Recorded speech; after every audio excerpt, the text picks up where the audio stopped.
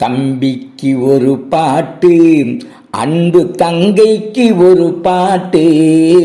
தம்பிக்கு ஒரு பாட்டு, அன்பு தங்கைக்கு ஒரு பாட்டு. நீங்கள் திருக்குறள் படிப்பதற்கு தாத்தா சொல்லும் கதை பாட்டு.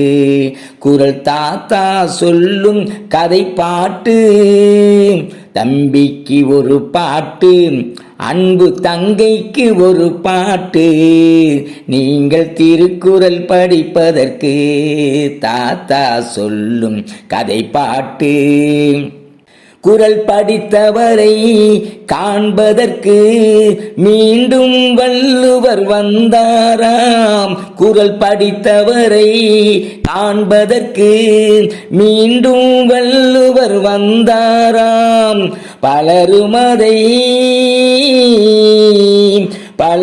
அதை படிக்கவில்லை, அதனால் கவலை கொண்டாராம்.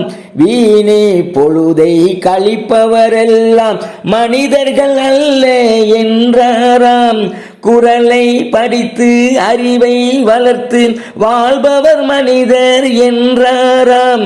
படித்து வாழ்பவர் மனிதர் என்றாராம். தம்பிக்கு ஒரு பாட்டு, அன்பு தங்கைக்கு ஒரு பாட்டு. நீங்கள் திருக்குறள் படிப்பதற்கு தாத்தா சொல்லும் கதை பாட்டு. தீமையெல்லாம் ஒளிந்திடவே தான் குறளை எழுதினேன் என்றாராம்.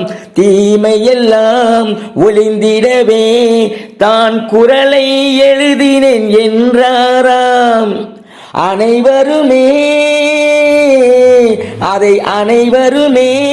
படித்து வந்தால் இந்த உலகம் செழிக்கும் என்றாராம். வாழ்க்கைக்கு தேவை எல்லாம் அதிலே அடங்கி இருப்பதை சொன்னாராம். திருக்குறளை தினமும் படித்து நீங்கள் உயர வேண்டும் என்றாராம். வாழ்வில் உயர வேண்டும் என்றாராம். தம்பிக்கு ஒரு பாட்டு, அன்பு தங்கைக்கு ஒரு பாட்டு. நீங்கள் திருக்குறள் படிப்பதற்கு தாத்தா சொல்லும் கதை பாட்டு.